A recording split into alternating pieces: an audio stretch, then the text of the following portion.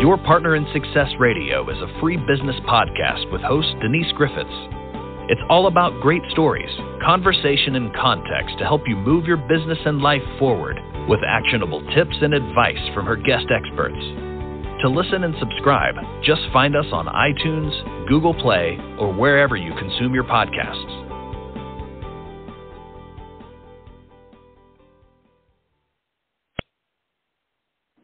Welcome to Your Partner in Success Radio. I am your host, Denise Griffitts, and this podcast is ranked in the top 2% of the most popular podcasts globally.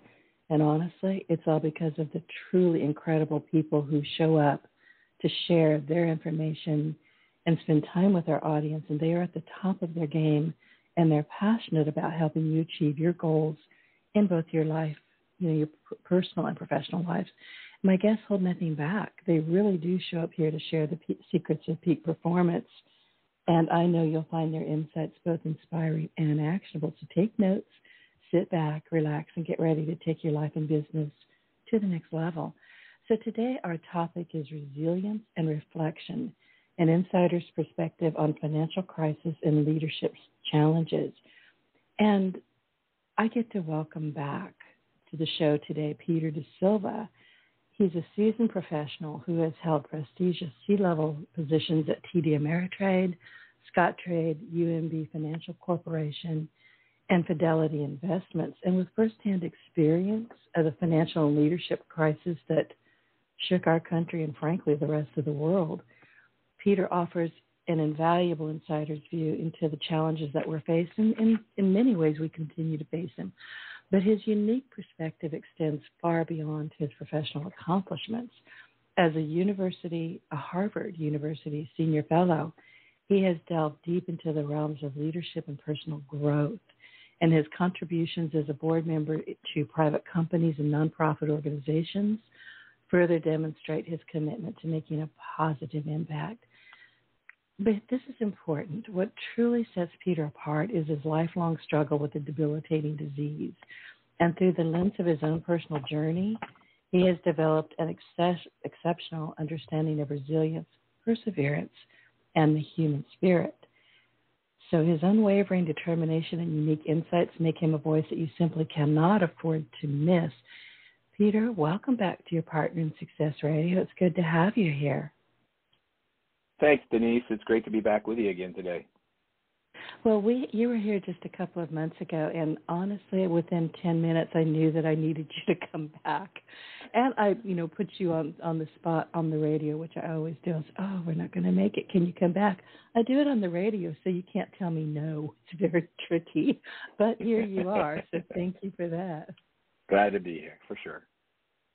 Listen, tell us a bit about you that you really need people to know and what you want to talk about today, because I know inside the book you share 10 essential life and leadership principles, and we're going to talk about those a bit, but introduce yourself back to the audience, if you would. Sure, happy to do that. So, hello everyone. I am a 35-year financial services executive with a fair amount of leadership experience, for sure. I would say, though, what more importantly than that, I'm a husband of 33 years. My wife, Michelle. I'm a dad to two great daughters, Christine and Sarah. And I'm a community champion, somebody who cares deeply about the plight of others. And those are some of the attributes that matter, probably even more than whatever modicum of business success I might have enjoyed over time. Today I think we want to pick up where we left off last time. We went through some of the leadership principles the last time we were together, and we can certainly talk about that as well. One of the things I tried to outline in the book is a little bit about the financial crisis and some of the causes of that, and they weren't quite as obvious as some might believe. And also, I've been in search of what is the right eternal definition for leadership, right? There's been thousands of books written on leadership, thousands of definitions suggested, and I've been in search of the best one. It won't be perfect, but the best one I could find, and maybe we could talk a bit about that this morning as well. Absolutely. So, listen, I am going to get out of your way and let you run with it because, like I said earlier, we we just ran out of time, and I don't think I was interrupting too much. I try not to. But when I have a guest show up that just has so much to share, one podcast episode is just not going to do the trick. So why don't I let you start wherever you want to start, and I'll pop in with questions or observations. Sounds great. Well, let's spend a minute talking about seminal event that occurred just a little over a decade ago, which was the financial crisis of 2008, 2009. And we all recognize fully how debilitating that was on individuals, families, and the economy at large, both domestically and globally. It was a big event and quite disruptive in many ways. And, you can look at all the articles and books that have been written about that, and they'll talk about, correctly so, they'll talk about the fact that we got a little overextended as an economy, that people were in mortgages they never could afford to service, and they were really built on this faulty assumption that the value of the collateral, that the value of the home would always rise, and so there'd be enough equity there in order to service the loan, or at least pay the loan off in the event that things got stressful. But you know what we learned is that even though home prices do go up, generally they don't always go up. And when interest rates rise at the same time that home prices fall, you end up in this very difficult situation where you have this increase in the cost of financing at the same time that the value of the collateral was falling. So it was really a very complicated series of events that led us into that crisis. And there were many more issues out of Wall Street and the regulatory framework and such that failed us in some respects. But there was another dimension to this that I think gets overlooked, and that is this idea that individuals ultimately make decisions. Individuals, whether they're consumers, make decisions about the level of debt that they want to carry. Businesses or banks and other financial companies make decisions about the level of risk that they want to take and such. But ultimately, those risks, those decisions are made by people. And I've been studying this for quite some time, and what I've concluded is that there were three pressures that were building and that were in contention with each other while this bubble rose and ultimately while it came apart. And so those three pressures are the pressure of expediency, the pressure of performance, and the pressure of aspiration. And so what do I mean? So let's just decompose that for a second. What is expediency? Expediency is this idea that, we want to do things very quickly. We want results instantly. And in this digital age we live in, we all want expediency. When we hit enter on an email, we expect it to be received within a few seconds. Texts are even more so that way. So there's this idea that expediency is at the root, if you will, of a lot of behaviors in our organization. And by the way, that means that you might be willing to cut corners, right, in order to get those quick results. Then there's this idea of performance, right, that we all need to achieve higher and higher and higher levels of performance.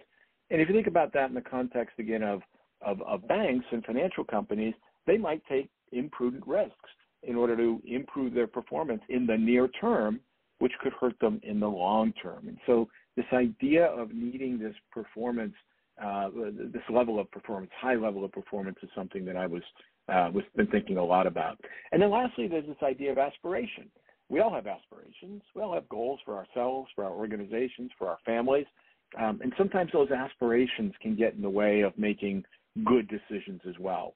So you put these three forces together, expediency, performance, and aspiration, and all of a sudden, you get yourself into an environment, potentially at least, where we were in 2008, where those three forces combined in order to create this idea that, we're going to take these imprudent risks. And by the way, the risks were taken by the banks, but they were also taken by consumers for sure. And that became the tension that was there. At the end of the day, this was a failure of leadership. This was a failure in the sense that there was a lot of greed. There was a very short-term orientation, and those were the sort of issues that were underpinning the crisis we all experienced in 2008 and beyond. I remember we talked about 2008, and all I could offer was I live in Southwest Louisiana, and we're this is oil field country. There's a lot of, we're in the Gulf. I mean, we're immersed in it. And I remember seeing more and more bumper stickers that were very pointed in their message. And they said, last person out of the state, turn the lights off. They weren't kidding. We lost a lot of people, mostly to Atlanta. I don't know why they went to Atlanta, but they did. Yeah, I don't think you were alone in that regard. No. It was a very scary time. It was a time where individuals and families and businesses and organizations were really trying to figure out what the future held for them. Not unlike the pandemic.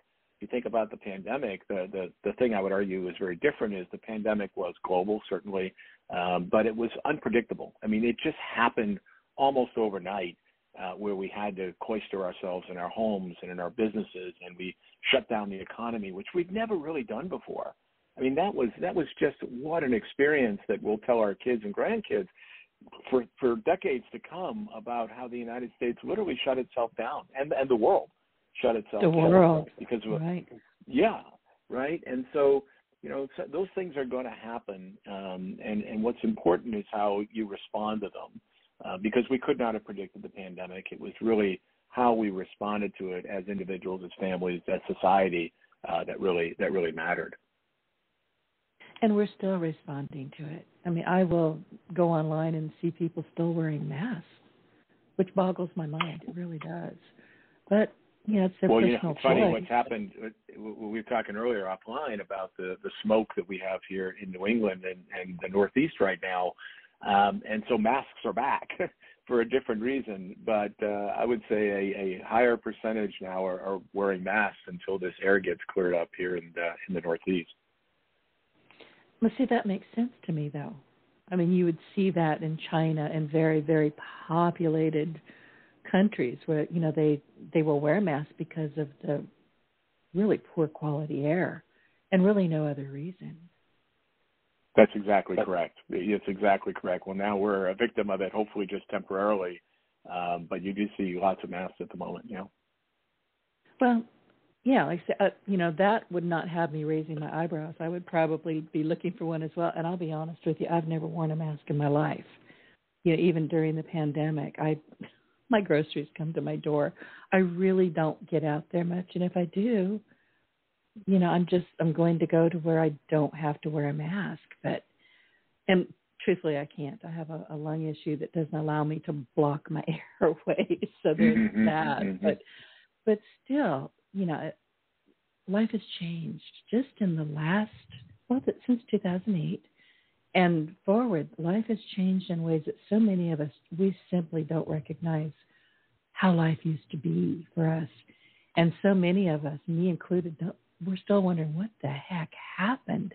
And here's the question, what don't we know? So, and going back to what you're talking about, individuals, leadership is also in the home. You need to educate yourself. You need to find out what you don't know and make those decisions. You can't just knee-jerk yourself through life. It doesn't work. I think you're spot on. I like to say that decision-making is both analytical, quantitative, and qualitative, right? And so when you make decisions, I always ask this first question I always ask is, okay, if we have an important decision to make, what are the incontrovertible facts? What do we know to be absolutely true about the situation or the environment or whatever it is that we're talking about? Okay, so once you have your fact base, that's not enough. It shouldn't be enough. You then have to think about, because facts are always backward-looking, right? I mean, data is always backward-looking. Projections are forward-looking, but projections are pretty much void of data. I mean, we don't really know what the economy is going to do tomorrow. We know what it did yesterday. We pretty much know what it's doing today, but we really don't know what's going to happen tomorrow.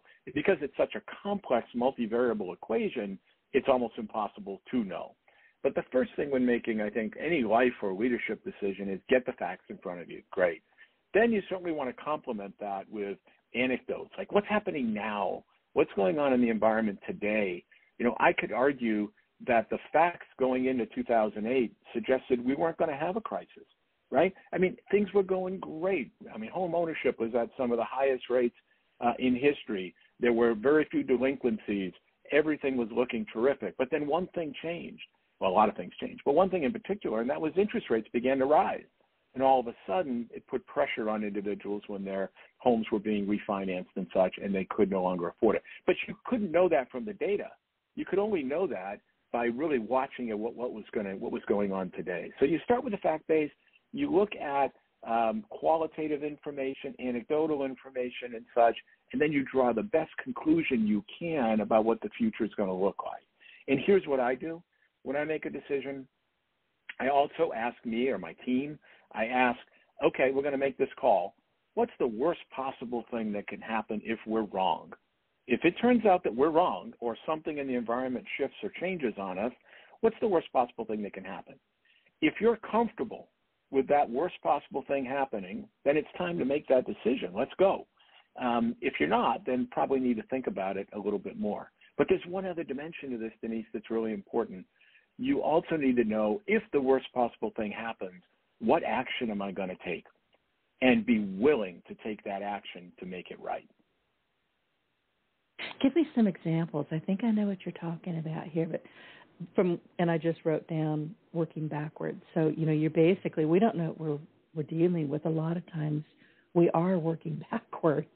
The facts are not out there yet. We're sometimes just, I'll use that term again, knee-jerking ourselves, through all kinds of things that we shouldn't be knee-jerking about. So if you can, give us a couple of case studies where you've had, like, okay, this is the worst case scenario, but what's the next step if it blows up in our face? Well, I'll give you a couple. So, in large organizations, you have to think about how you want to design the organization, and you spend some time thinking about who the people are, what the needs of the organization are, what the skills and abilities are, et cetera. Eventually, you draw up a plan, and you put individuals into certain roles that you think they'll be successful at.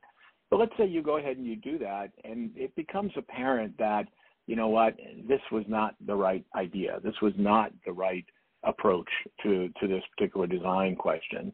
You got to unravel it quickly. It's painful. It's painful to say, I made a mistake.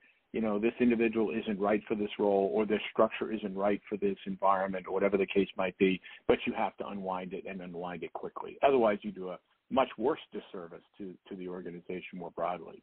Let's talk about strategy. Organizations, of course, set strategies and directions for themselves, and you can't set it and forget it, as Ron Popeil used to say on one of those shows. I mean, you can't just set it and forget it. You have to set it and monitor it. And so, again, you have to have the ability, the presence of mind, the willpower to say, you know what, I thought this was the right answer, but it's not, and let's adjust. Let's course correct. And it's very important that you're willing to acknowledge that you might have been wrong. That's a very important thing to do, and then make the course corrections that are necessary. And that's true for both life and business. Absolutely. It's maybe more important in life because we all make decisions every day. Yeah, I mean, right. I think this job is right for me. And how many people 6 months in say, oh, my goodness, I made a mistake? One of my daughters did this not too long ago. She's very entrepreneurial by nature. But, the economy was tough a few years ago. Jobs were scarce. And she's like, I think I want to be in a safer environment. I think I want to get into a bigger company that is a bit safer. It's a bit more stable. And so she took a job in a large company. It was a great company. It is a great company. And within weeks, she realized she had made a mistake. She's like, you know what? It's great. It's wonderful, but it's everything I don't want. It's staid. It's bureaucratic. Decision-making is made from the top down, not from the bottom up. The culture's a little bit stale. And so she left. I said, you need to leave. You need to leave, and you need to go back into that entrepreneurial world where you clearly want to be. But that took courage. It took courage to take that job and say, you know what, I'm going to try this because I think the environment calls for me to do it.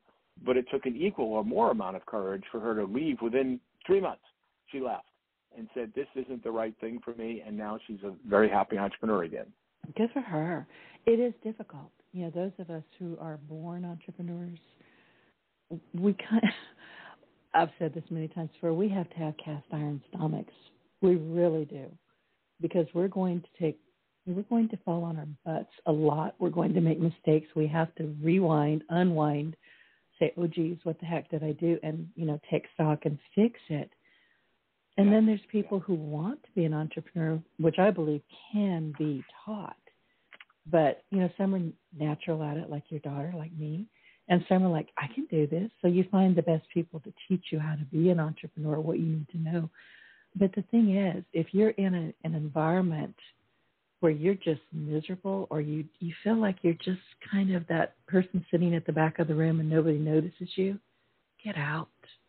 You're not doing anybody any good.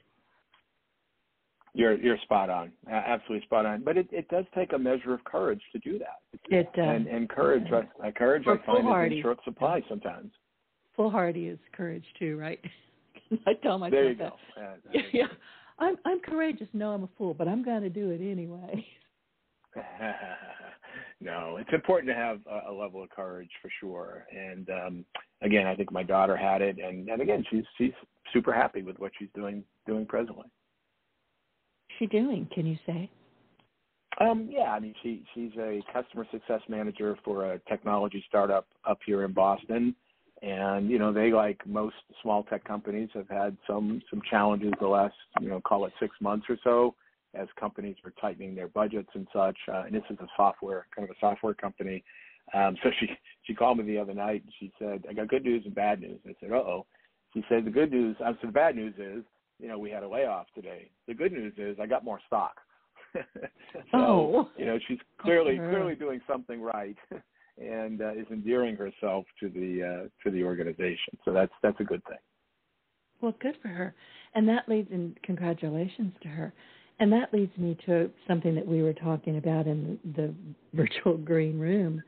And that is something that you term the awesome power of your personal mosaic. And I'm guessing that she falls into that category.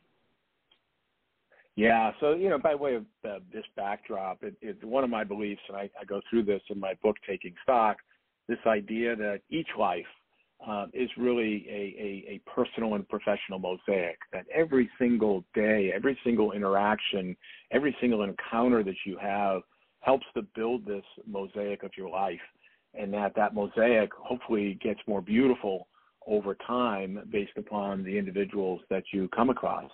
And that every single person you touch, from more of a transactional encounter to much more of deep relationships, end up on your mosaic. And that picture builds and builds and builds, and it's a thing of beauty. And the only time it's done is at your last breath, because up until that time, everyone, everything, every encounter is adding to that picture that is your life. And then when your life is over, your gift, your greatest gift to your friends and family is that mosaic, that presentation of yourself, if you will. And, I talk a lot about that every piece matters, because think about this. Think about a jigsaw puzzle, and think about getting to the end and there are 3 pieces missing. Are you frustrated by that? I am. I hate when that happens, right? And because you can't see the complete picture. So how can you have your life assessed without having every single component on that mosaic, in that mosaic, and on that picture? And the answer is you can't. And so I encourage my readers, I encourage others to think about life that way and to draw lessons from every single encounter. Some lessons will be positive, like, hey, if I'm ever in that situation, I'm going to do it exactly like this person did.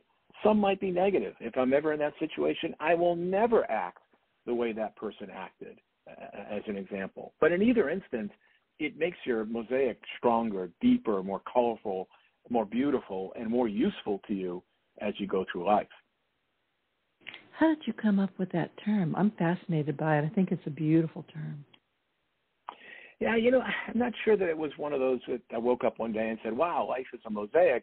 I've had the good fortune, though, of visiting some of the most beautiful churches, cathedrals, mosques in the world. And I was in the Blue Mosque in Istanbul one time, and you just look at the beauty of all these individual pieces that individually don't say a lot to you, but when put together, it just, the awesome beauty is there. And there are stories behind each of those pieces. There's a cathedral in St. Louis, Missouri, and I forget the number, but it's tens of millions of pieces of glass that form these beautiful, beautiful images and beautiful pictures. And so somehow my brain connected sort of those images of mosaics with a life, because a life is a lot of pieces. And by the way, some of the strongest parts of the mosaic aren't the success you've enjoyed, but rather the failures you've had. You talked a little bit about this, that we're all going to have failures in our life. And the mosaic is made more beautiful by picking up those shards of glass, those broken pieces of your life, and putting them back together in this image of a mosaic. And so I'm not sure, as I said, that I woke up one day with this grand idea. It sort of came to me over time by both observation and probably a bit of intuition.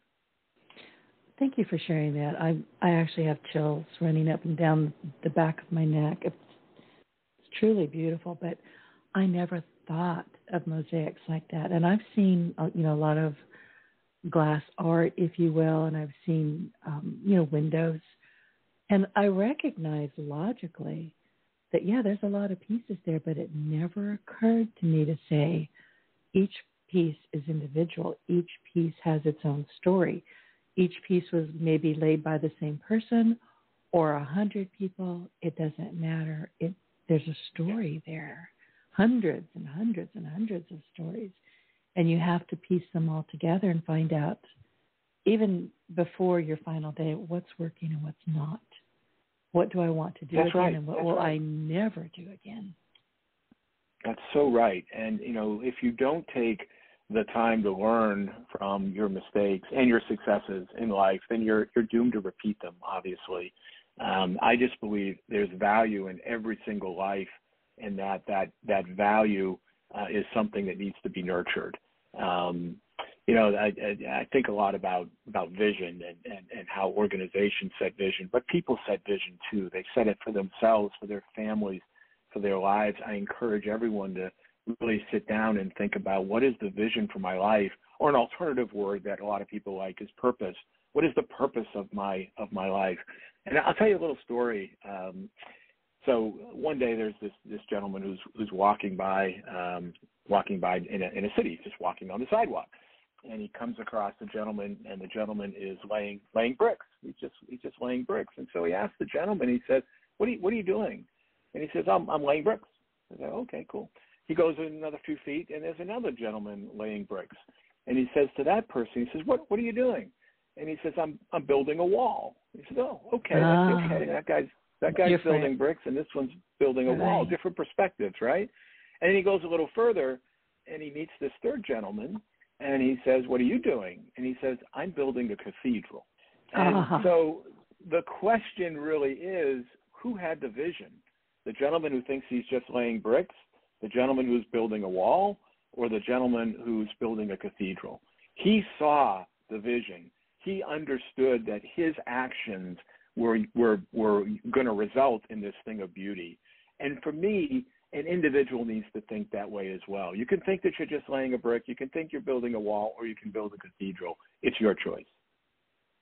And you have to see it.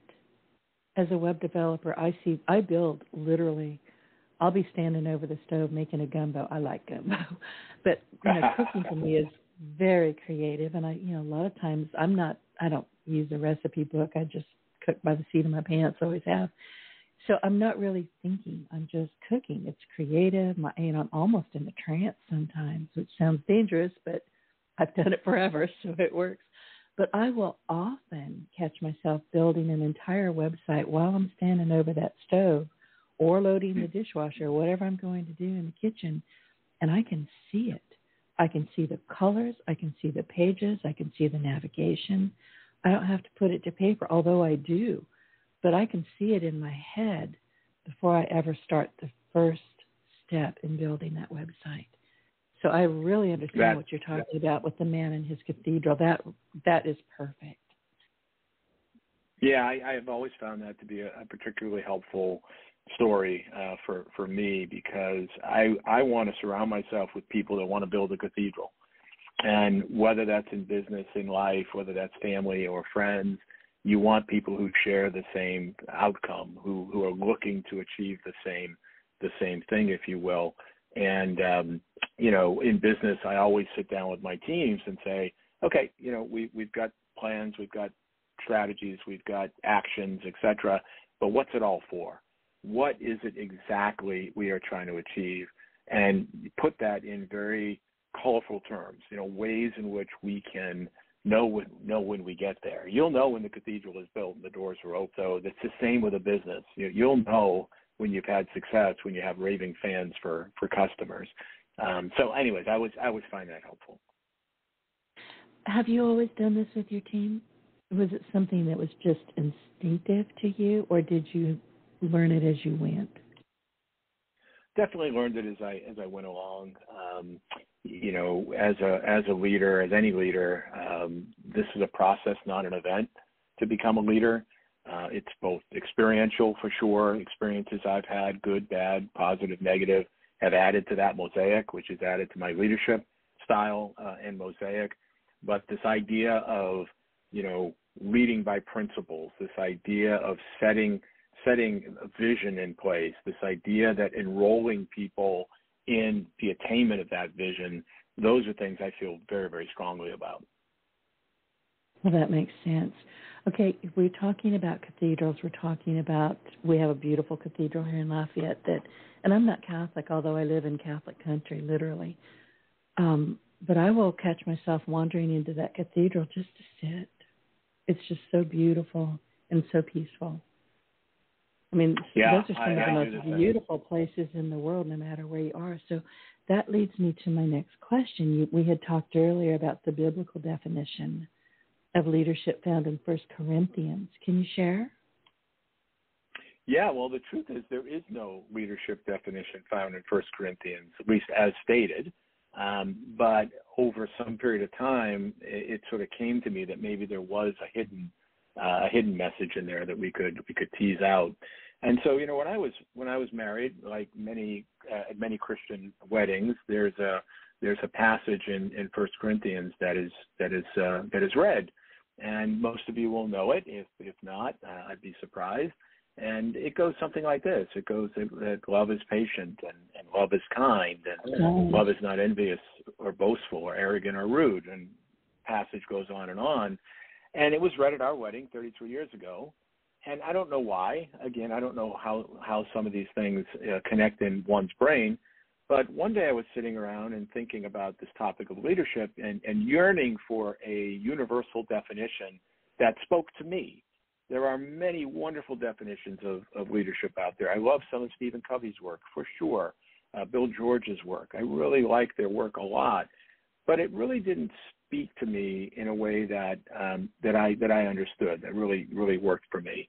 And so I don't know why, again, the forces of nature caused me to do this, but I said, what happens if you change the words love and it in this passage to the word leadership? And what would that sound like, and what would that mean? So I did it one day. This is about 20 years ago now, and it read that leadership is patient, and leadership is kind, and leadership is not envious or boastful or arrogant or rude, and that leadership does not insist on its own way. Leadership is not irritable or resentful. Leadership does not rejoice in wrongdoing, but rejoices in the truth. Leadership bears all things, believes all things, hopes all things, endures all things. Leadership never ends. I was taken by that. And I want to be clear, not because of its Christian origin, not because of its, that origin, because the words spoke to me instantly. And I remember sitting back in my chair saying, I think I've got it. I didn't create it, but I think I've got it. I've got a definition of leadership that is universal and applicable in almost any setting. So in the book, in the afterword to the book, I actually decompose each of the phrases in this passage. And so things like leadership is patient. There is a sense of patience in leaders, but there has to be a sense of urgency. So I go through teasing out, the conflict, if you will, between being patient, but also operating with a sense of urgency. And I don't think the two are in conflict with each other. I think they're actually quite complementary. Leadership is kind. I mean, who could argue that? Who could argue that? Yet people do. Oh, no, you got to be a tough guy to be a leader. No, you don't. No, you don't. You've got to be kind. You've got to be supportive. You've got to be helpful to everyone. Leadership is not irritable or resentful. I agree.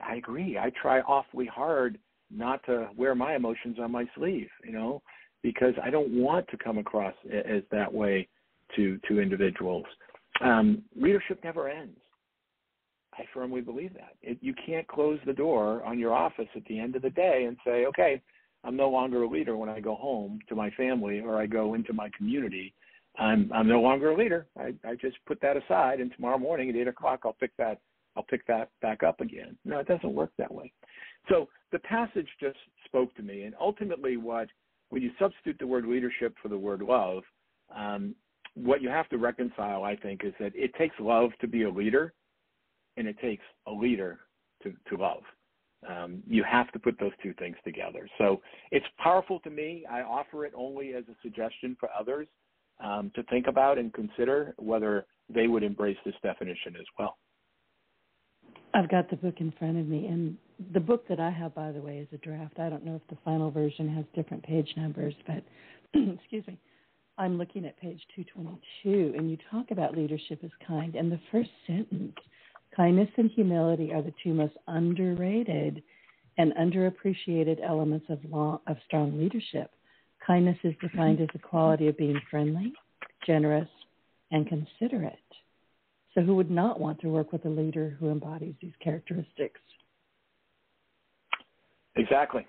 That's exactly right. And again, there are different leadership styles out there. That's fine. There are different leadership styles sometimes for various different events that happen. I'm not suggesting that, you can't modify this slightly, but at its core, I believe that this definition is a great guidepost for budding leaders, for existing leaders, to really contemplate.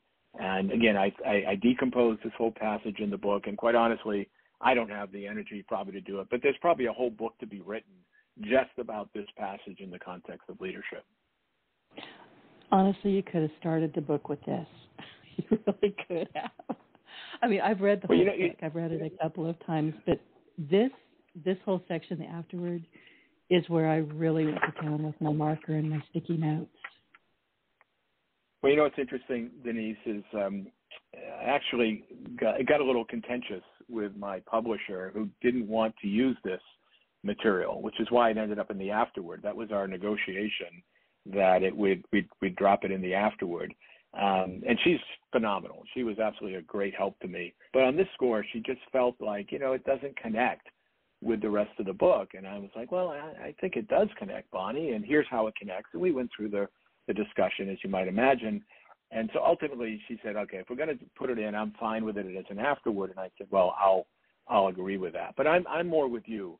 I do think that as a kind of almost a preamble to the book, and if you read the book, what you'll find in the book these principles not overtly stated, but they're in there. These beliefs that I have, my style was formed in part by this passage. It's all through the book. It's just not stated. It is. And to our audience, I'm hoping that you'll go to Amazon, you'll get the book, you'll read the book. Start at page 222.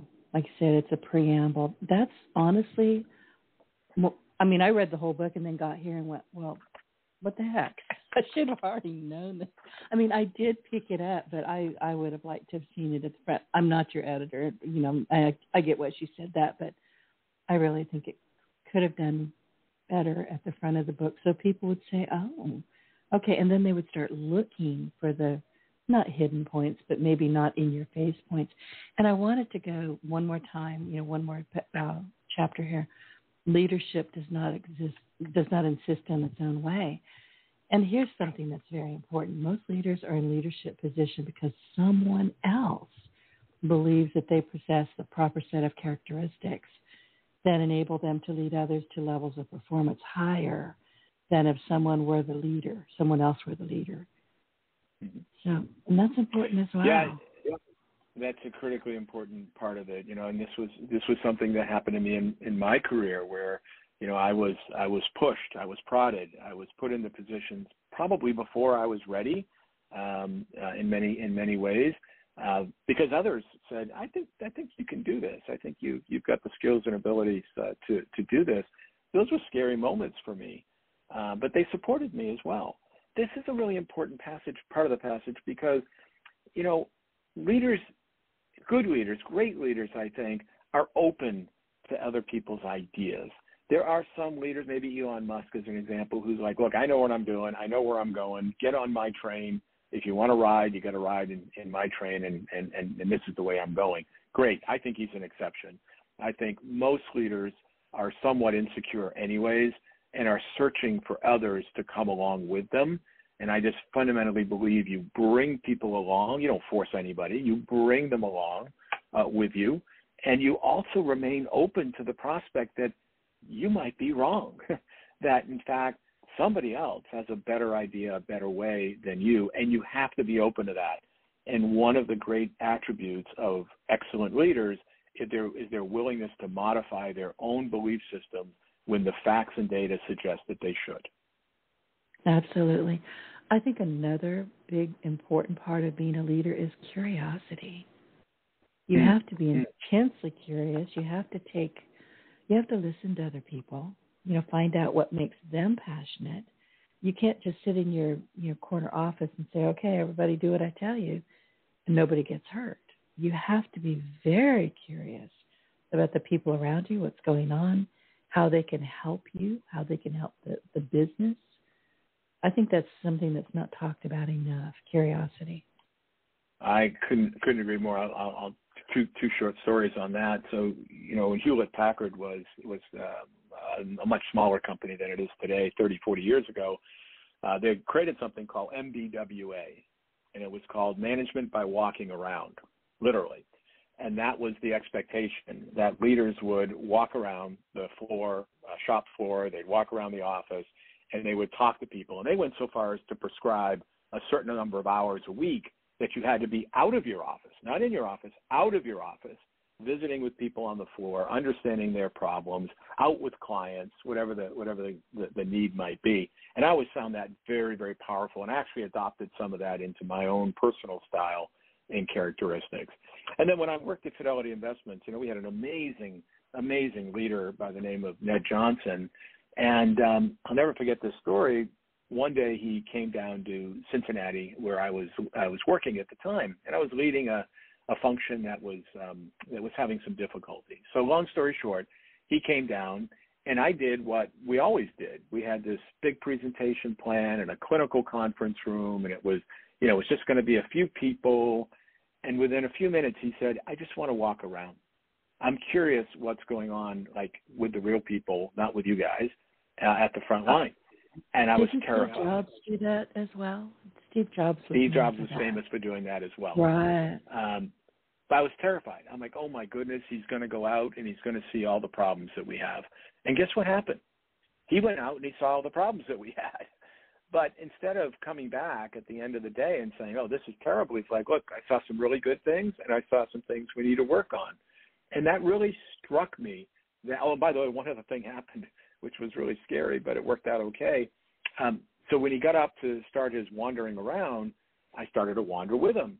And he said, no, you don't need to be with me. I just want to be on my own, kind of seeing this without you being around me. And I was like, oh my goodness, I guess I'm going to get fired. But he really just wanted to experience it in its natural way. And I just found that was so powerful. Did the people that he was observing or chatting with, did they know who he was? Yeah, everybody knew he was coming. We had the place cleaned. We did all the things you do when a senior executive is coming. Right. And he just completely upended the apple cart. But candidly, I learned a lot just in that day alone. I'm like, you know what? I learned a lot in terms of how to be curious, to your point, and go out and explore.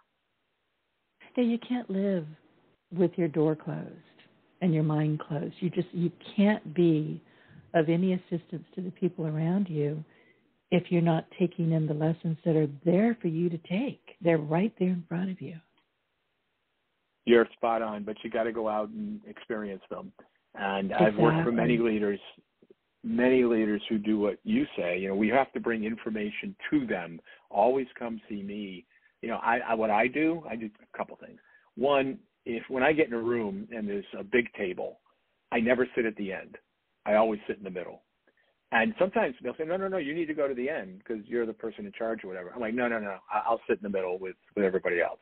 I don't want that idea that somehow I'm separate and different and above other people. If I have the opportunity to redo office space, I never do a rectangular table.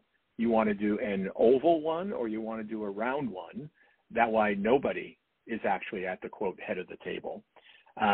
So there are things like that you can do to make sure people appreciate that you're not trying to set yourself above them. And make them nervous. When you're going into a meeting, everybody is nervous anyway. That's right. When I had to be in meetings, I was always the closest to the door. I didn't care where the door was. I was right in front of it, so I could get the heck out of there if I needed to. But, yeah, it's kind of crazy. So let's talk. I'm telling you, this is the fastest 60 minutes in the world. Overcoming adversity. Give us some examples of times that you or your company had an oh crap moment where you had to just overcome it. Well, yeah, on a personal level, I think, as you acknowledged earlier, I do have this disease called Charcot-Marie-Tooth disease, or CMT. It's a neurological disorder that is a lifelong challenge. It's a bit of a muscle wasting disease, and it's a lifelong challenge. And, having that definitely influenced my leadership skills in some ways. I think having that adversity in myself really made me want to work harder probably than most, and as a way to compensate for that. I wanted to prove that I had no limitations, if you will. But it also gave me compassion, I think, for others. It allowed me to function with a lot more humility than I might have functioned without the disease. So it had its pluses and minuses. I would say the one thing that I had to overcome, and this took a lifetime of overcoming, was, because of this disease, I chose to be very non-transparent about it. I was like, you know what, this is my problem. I'm going to keep it to myself. I'm fine. I can do everything. And I am fine, and I can do pretty much everything. But that lack of transparency probably translated into a lack of authenticity. And what I came to understand is that people really want to work for leaders that are truly authentic, 100% authentic, the good, the bad, because we've all got good and bad attributes, right? We've all had success and failures in life. And the ability to acknowledge that, I think, really is humbling in many respects. So I had to learn over time that vulnerability can actually be a strength and not a weakness. I always thought of it as a weakness. My parents were very clear. If you don't talk about this, this is your issue. I don't want you to be hurt because you've got this difference or whatever.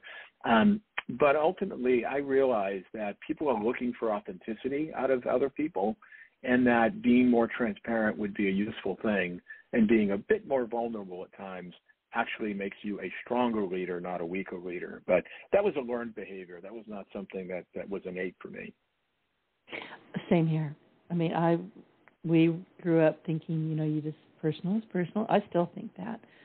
Personal is personal. You don't talk about whatever's going on. You just, keep it quiet. And look, I have up until maybe 10, 15 years ago, I didn't want to be vulnerable. Nobody's business what I'm thinking wrong. I mean, they need to know who I am, who you are, what we're up to, how we can help them, and what maybe some of our struggles are. Not all of them. Nobody wants to listen to a whiner. I'll tell you that right now. There's a difference between being vulnerable and just whining all the time. So, you have to walk that very thin line. But you're right. We want to know who you're, and my friend Ben Gay says this all the time, Ben Gay the third, people want to do business with or do life with that people that they know, like, trust, and feel comfortable with. And if they can sense that you're hiding something that's probably pretty big, they're not comfortable. They don't know why they're not comfortable, but they're not. He's 100% correct. I mean, those are the filters I use for my friendships and my relationships, both business and personal. And I think that's incredibly important, that again, I use the word authenticity a lot. I think people follow authentic leaders, and they can sniff out those that aren't authentic in some way. Absolutely. Peter, before we've got about 10 more minutes. I'm looking at the clock going, gosh, this is going fast. Let's talk about ethical leadership before we have to, get off the phone here. Yeah, for sure. I mean, it's one of the foundational elements of certainly my style, but of most leaders' style. Let's be honest. Most leaders want to do the right thing. And, the definition of an ethical leader is doing the right thing when no one else is looking, right? I mean, that's sort of the idea that doesn't matter whether it's going to be noticed or not. You're doing the right thing. And I agree with that. I think that's a good way to think about it. Again, I go back a little bit to this idea of authenticity. I go back to this idea that, leaders need to operate in a way that, if it's the Wall Street Journal test, we used to call it. It's like, okay, if you're going to take this action, are you comfortable with it being on the front page of the Wall Street Journal tomorrow? If you are, then it's probably okay. Probably an okay action for you to take. It may have consequences that you might have to repair, but it's an okay action for you to take. If you're not comfortable with it being on the front page of the Wall Street Journal, you probably ought to think twice about whether you're doing it or not. So this idea of integrity, I think, is at the cornerstone. It's at the foundation of every leader in one form or another. And we've seen unethical leaders. I've seen them. I've worked with some, quite candidly, who would, lie, who would tell an untruth to get ahead, who would, crawl over somebody to get a momentary advantage. And candidly, it's just unbecoming.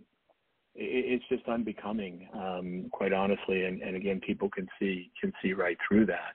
So I think, at the foundation of friendships, of leadership, of life is ethics. And that's not a biblical sense. That's where it all starts. Because if you can't start there, then I don't know what you build on top of. There's nothing really to build on top of. That is the foundation upon which you can build. Exactly. I'm still in your book, Peter, and I had written this down and I put a sticky note on it. And I wanted to ask you about developing emergent talent with fences. And we've got talent wars going on all over the place. And I think that's a pretty important topic for now and here and now. Yeah, I'll start with a story. I got lots of stories, but I'll make it brief. So when I was at Fidelity, I was asked by my boss to move to Cincinnati, and I said no. And he came back and he said, I thought I told you to move to Cincinnati. I said, yeah, okay, I'll do it. So long story short, he was a great boss, and he pretty much was kind of left me alone to do what it is I wanted to do. So he would come down to Cincinnati, if not every week, quite frequently. And he would come down, sit in his office, read the paper, put his feet up, make a few phone calls, maybe walk around the floor, and then go home, fly back to Boston. And I always thought that was quite curious in terms of what he was doing. But you know what? That was fine. Then a couple of years later, we finished the job. He invited me to move back to Boston for a bigger role. All good. One night I'm at a cocktail party. I'm talking to his boss, so Fred's boss, Mark. And Mark says to me, and to think, we put you down there in Cincinnati and didn't think you could do the job. Ow. And now I'm sitting there like, what did you just say? And Mark was smart enough and perceptive enough to realize he had said something that he maybe shouldn't have and moved on to another topic. So the next day I walked into Fred's office and I said, Fred, you have to level with me. Like, what happened? I don't understand what Mark was talking about last night. And he said, what are you worried about? It all worked out, right? I said, yeah, it worked out terrific. And he said, you grew and you learned and you got a great promotion and all that. I said, yeah, that's all true. But what was this all about? And I stopped him kind of mid-sentence and I said, I get it. You didn't come down to Cincinnati every week because you thought I needed help. You had confidence in me. You were coming down to give them confidence, the other members of the leadership team, that you were there if something was going to go off the rails. And he looked at the floor and he's like, yeah, so take that as a lesson. And I then built this idea that you have to take risks on young people. You have to take risks on emerging talent. But the quid pro quo in doing that is that you have to build a fence around them. You have to try and make sure they don't fail, Because failure, people say failure is a great teacher, and it is. I get it. In an entrepreneurial context, I get it. In San Francisco, in Silicon Valley, it's a badge of honor to have failed 3 times because it enhances your learning, and I understand that. But in a corporate context, failure can be very devastating, very, very devastating.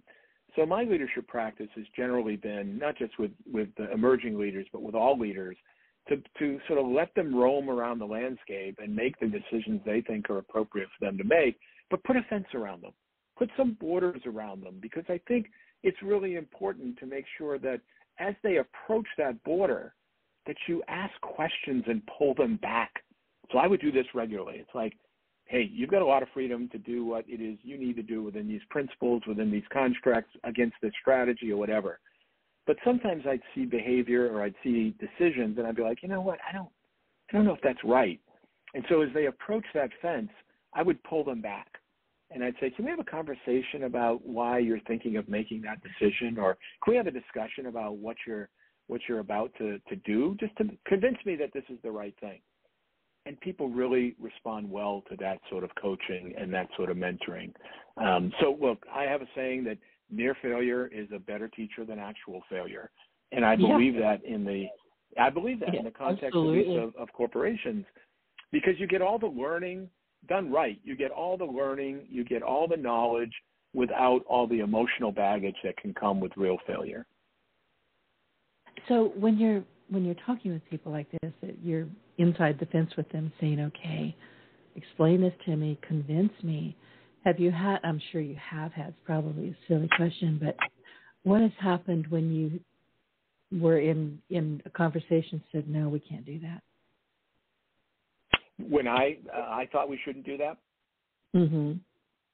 Yeah, so what generally happens in these instances is when I ask my questions, and I'll ask probing questions, explain to me, convince me this is the right thing to do, they end up convincing themselves that maybe this isn't the right course to take, or we need to do a little bit more research, or we need to get better facts and data before we make the decision.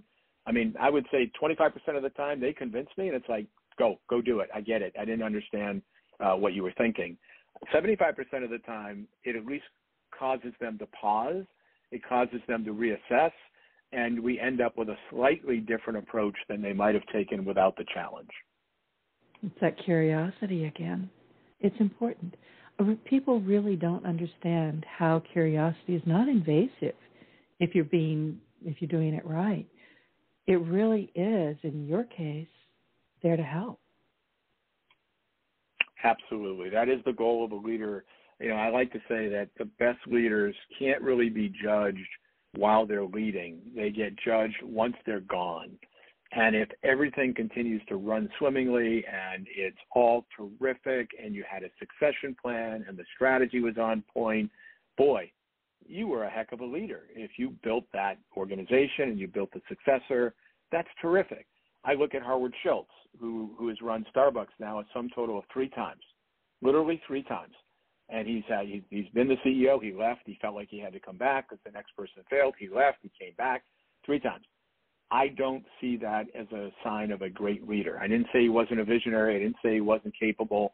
But one of the things he clearly didn't do well was build a succession plan and build a deep bench. And I fault him for that. Well, it makes sense. I mean, if you have to keep coming back, something is not complete. Something is missing. Yeah, you don't judge the success or failure of a leader while they're in the job. You judge it after they leave. And that makes perfect sense. Peter, before I let you go, is there anything else you would like to share with our audience? It's been a pleasure, Denise, as it was the first time. I would enjoy hearing from your audience to the extent they've read Taking Stock, 10 Life and Leadership Principles from My Seat at the Table. Please feel free to reach out to me. My website is peterjdesilva.com. There's an email function in there, so if you'd like to email me a message or a question, please feel free to do so. If you're a group that would like a speaker to talk about leadership and ethical leadership, I'd be more than happy to consider that as well. And again, you can reach me through peterjdesilva.com. Peter, thank you so much for coming back a second time. Like I said earlier, I knew we were only a few minutes in. You needed to come back. So I really appreciate you taking the time And I appreciate all of the wonderful and the terrific tips and advice that you share with the audience. I've been scribbling notes like a crazy person. So for our audience, as we wrap up today's episode, please stop, go find Peter, read the book, and like I said, go to page 222, I think it was, and then work your way back from there. It's an excellent, excellent book, but the afterward is, for me, that was the biggest part of the book. So if you would, once you've found him and gotten his book or left him a note, tell him how much you enjoyed hearing him. Stop by iTunes and leave us a review over there. Just subscribe, review, and share your Partner in Success Radio. And thank you for tuning in, and I look forward to catching you on the next episode. Peter, again, thank you so much. Thank you, Denise. I look forward to seeing you again soon.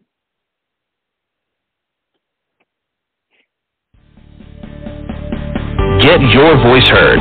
If you would like to launch your own far-reaching podcast, contact Denise Griffitts at yourofficeontheweb.com and go to the podcast tab.